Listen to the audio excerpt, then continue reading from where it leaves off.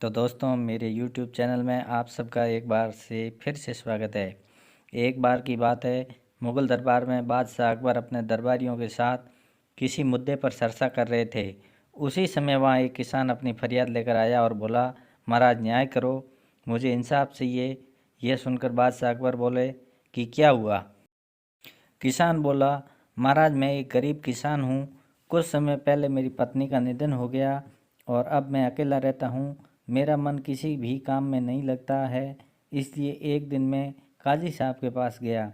उन्होंने मन की शांति के लिए मुझे यहाँ से काफ़ी दूर स्थित एक दरगाह में जाने के लिए कहा। उनकी बात से प्रभावित होकर मैं दरगाह जाने के लिए तैयार हो गया, लेकिन साथ ही मुझे इतने वर्षों तक मेहनत करके कमाए सोने के सिक्कों के चोरी होने की चिंता जताने लगी। जब मैंने ये बात काजी साहब को बताई तो उन्होंने कहा कि वह सोने के सिक्कों की सुरक्षा करेंगे और उसके बाद वापस आने पर लौटा देंगे। इस पर मैंने सभी सिक्के एक थैली में डालकर उन्हें दे दिए। एहतियात के तौर पर काजी साहब ने मुझे थैली पर मुहर लगाने को कहा। बादशाह अकबर बोले, अच्छा तो फिर क्या हुआ? किसान ने कहा, महाराज मैंने मुहर लगाकर थैली उन्हें दे दी और दरगाह के दर्शन करने यात्रा पर चला गया। फिर जब कुछ दिनों बाद वापस आया तो काजी साहब ने थैली वापस दे दी। मैं थैली लेकर घर लौटा और उसे खोला तो उसमें सोने के सिक्कों की जगह पत्थर थे। मैंने इस बारे में काजी साहब से पूछा तो उन्होंने गुस्से में कहा कि तुम मुझ पर चोरी का इल्ज़ाम लगाते हो। इतना कहकर उन्होंने अपने नौकरों को बुलाया और मुझे मार मार कर वहाँ से भगा दिया। किसान ने रोते हुए कहा, महाराज मेरे पास जमा पूंजी के नाम पर बस वही सोने के सिक्के थे। मेरे साथ न्याय करें महाराज। किसान की बात सुनकर बादशाह अकबर ने बीरबल को मामला सुलझाने के लिए कहा। बीरबल ने किसान के हाथों से थैली लेकर उसे अंदर से देखा और महाराज से थोड़ा सा समय मांगा। शहंशाह अकबर ने बीरबल को 2 दिन का समय दिया।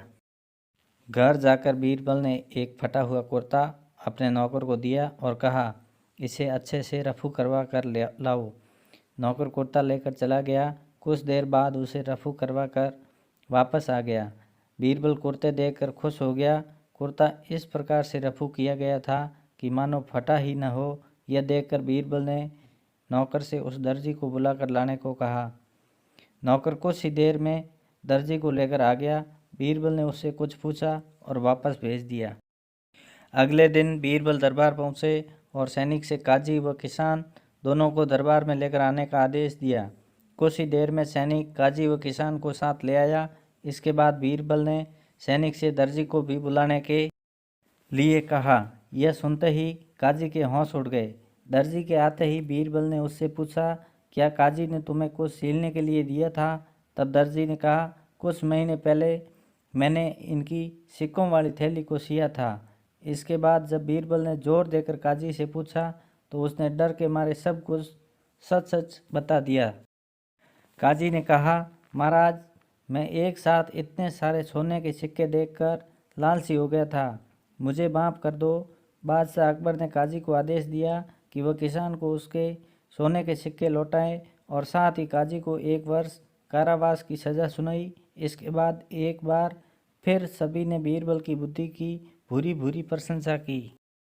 इस कहानी से यही सीख मिलती है कि कभी लालच नहीं करना चाहिए और ना ही किसी के साथ धोखा करना चाहिए। गलत काम के बदले एक न एक दिन सज़ा ज़रूर भुगतनी पड़ती है।